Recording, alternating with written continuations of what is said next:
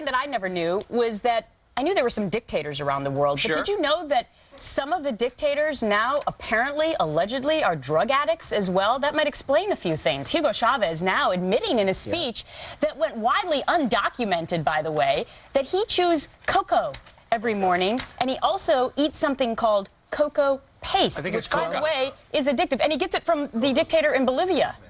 What did you say? Coca. It is coca. Oh, coca. Cocoa. Oh, coca would be fine. Listen. See, I don't know my narcotics as well. See, it's a shame. For a moment, Gretchen, when you just said cocoa, I'd imagine people all across America just spit up cocoa puff. Yeah. Wait, they thought they were going to get a high out of it today. I'm an Ovaltine guy, but that's for another time. But what you're saying is, I read that too, and then they were people. I guess the reporters went on to define what is he talking about. He gets his cocoa paste. Coca. Coca. I got you going down the coca path now. Paste from Bolivian dictator. Is he a dictator too? Millions of people watch these shows consistently, night and day, throughout North America. Do they believe what they see? I hope not. But even the more serious end of the networks and print media in North America and Europe followed the lead of the Bush White House and divided the world into friends. That is, leaders who do what we want them to do, and enemies, leaders who tend to disagree with us. Raúl Castro and Venezuelan dictator Hugo Chávez, a declared enemy of the Bush administration. I think that we have to view at this point the government of Venezuela as a negative force in the region. This is the new Venezuela, being built with its own revenue from petroleum. Caracas is one of the showplaces of the Americas today because wise use has been made of the nation's income from oil, approximately half the profits on all petroleum sales. The national policy is to sow the petroleum back into the nation for physical construction, new industry, and public welfare. After all, we made one recent huge mistake in Iraq, and it seems to me the worse the lie, the more often it gets repeated. We do have solid evidence of the presence in Iraq of Al-Qaeda members. With the help of the media's repetition of the Bush administration statements, more than 70% of Americans polled were convinced that Saddam Hussein was involved in the massacres of September 11. Is there a smoking gun here? The smoking gun is an interesting phrase. The smoking gun that could come in the form of a mushroom cloud. Why are we here? That's the question. Why are we here in this war? Where's the weapons of mass destruction? Why did it take you so long, Wolf, to finally take on Vice President Cheney? It took you to 2007 before you made the man mad. Those are fair questions. I saw Dr. Sanjay Gupta over there embedded with the troops at the beginning of the war.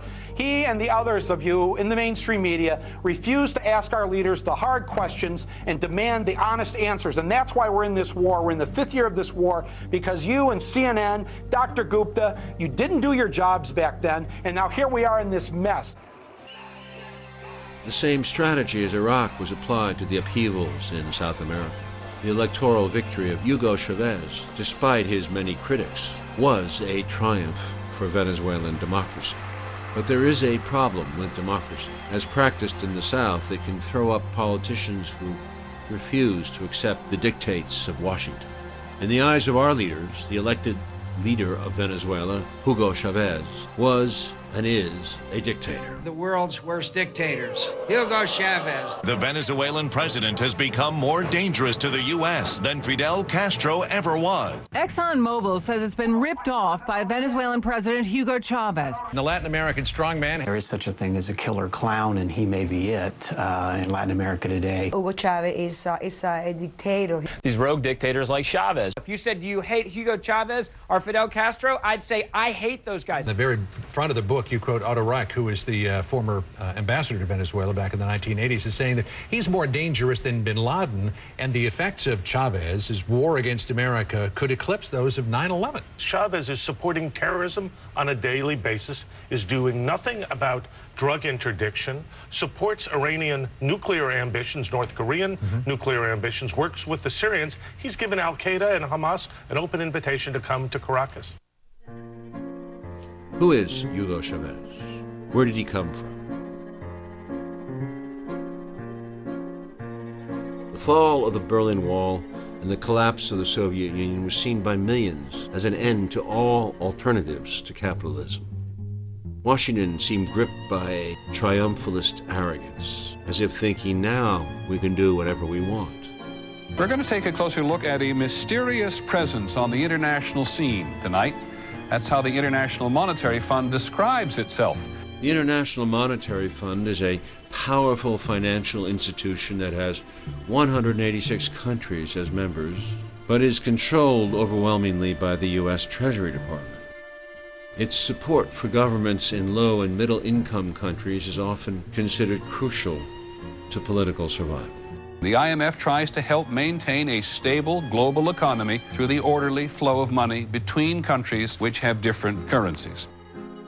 The biggest challenge to Washington's newfound dominance came from South America, a continent the IMF and Treasury Department had often used as a guinea pig in their economic experiments.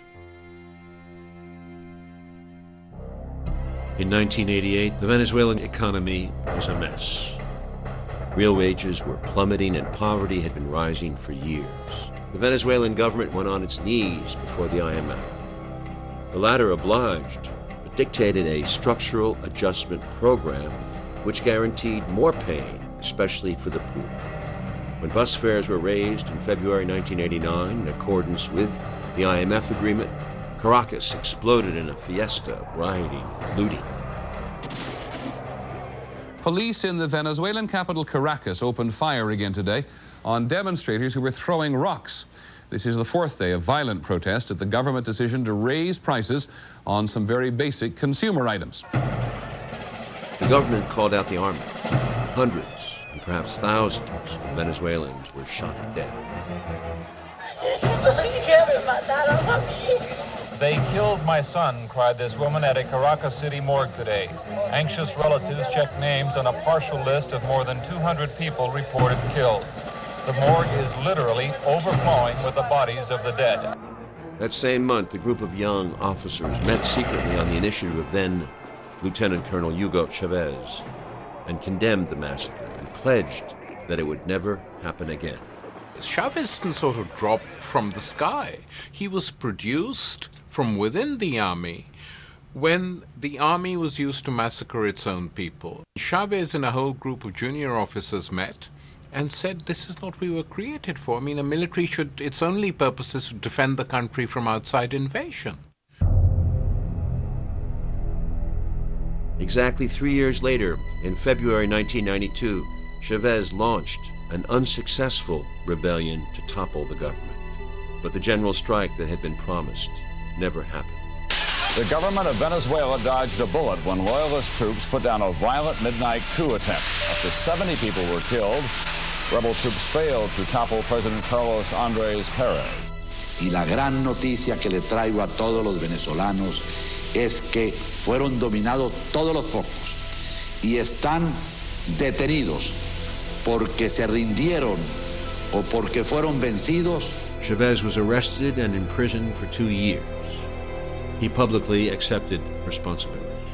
Compañeros, lamentablemente, por ahora, los objetivos que nos planteamos no fueron logrados en la ciudad capital. Es decir, nosotros acá en Caracas no logramos controlar el poder. Y yo, ante el país y ante ustedes, asumo la responsabilidad de este movimiento militar bolivariano. Muchas gracias. There is no question the coup was illegal and against the very tenets of democracy that Chavez would later defend in the coup attempt directed at his government. On the other hand, it must not be overlooked that the majority of the population did see Chavez as a hero. Y puedo decir a plena seguridad de que esta será la última vez que en Venezuela se presenta una situación como esta. There were celebrations in the capital of Venezuela tonight after the Supreme Court ordered that the president, Carlos Andrés Pérez, must stand trial on charges of embezzlement.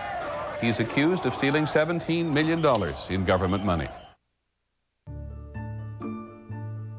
By 1997, Chavez decides to run for president. His main opponent is a 6'1", blonde, former Miss Universe.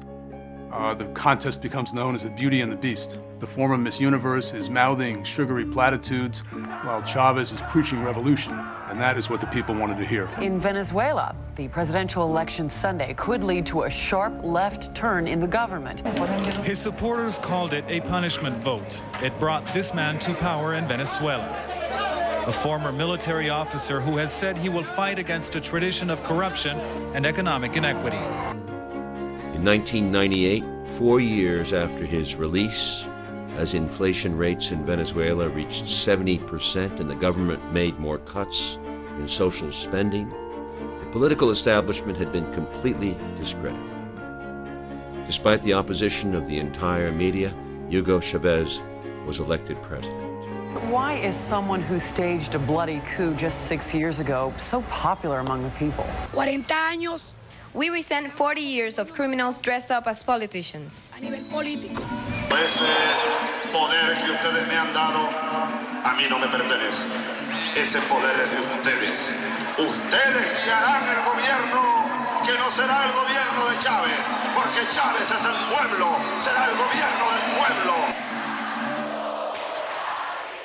He had promised far-reaching reforms to raise the living standards of the poor, enhance democracy, and share the oil wealth of the country with those who had never benefited from it in the past. Over the next 3 years, Chávez proclaimed Venezuela a Bolivarian republic and began to fulfill his promise. Statues of the beloved Simón Bolívar, the liberator, look out on his birthplace, Caracas. He led 6 South American countries to freedom. Bolívar. Bolívar es una foto como de Bolívar en la plenitud de su gloria. A lo mejor Bolívar Bolívar en el Perú en toda su gloria, ¿no? Alguien dijo, Bolívar pensaba en siglos y miraba en continente, miraba continente. ¡Dale, viejo!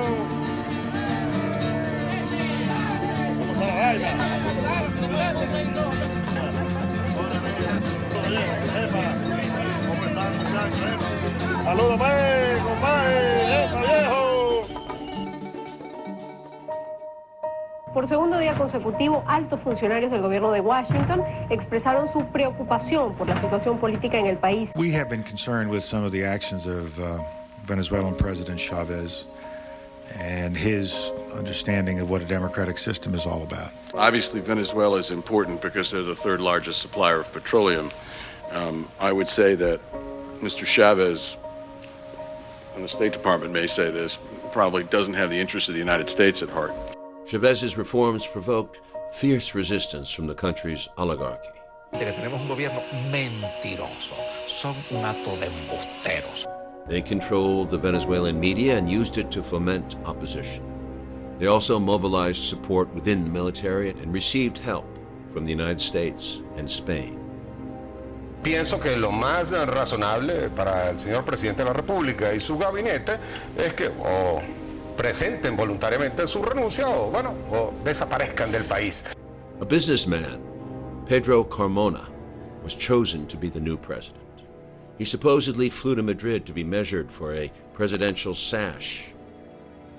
El golpe contra Chávez tuvo un motivo, petróleo. Oil. Bush planificó. Primero, Chávez.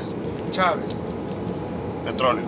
Oil. Segundo, Second, Saddam Saddam Hussein, Iraq.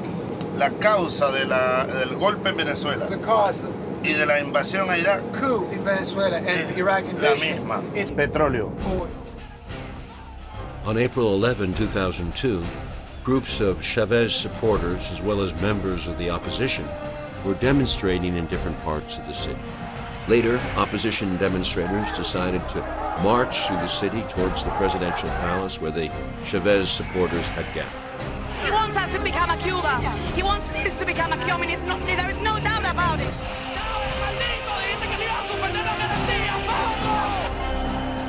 As they neared the palace, suddenly, shots were fired from the rooftops of buildings and members from both sides were hit in the head. On a nearby bridge, the Chávez supporters took cover and returned fire in the direction of the snipers. as well as at the Metropolitan Police, who had fired at them to block support. The local media coverage of this event showed the Chavez supporters firing from the bridge and then showed the street where people had been hit in the head by snipers, manipulating the footage to make it appear that the Chavez supporters had fired these lethal shots. The media would also say that Chavez himself had ordered these shootings and used this as justification for the coup, which was already in progress.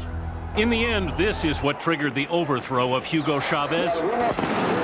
Armed gangs loyal to the Venezuelan president firing on thousands of anti-government protesters. After 16 people were killed and hundreds wounded, last night soldiers surrounded the presidential palace. Mr. President, I was loyal to you, the head of the army said on national television, but the killing of Venezuelans today was intolerable.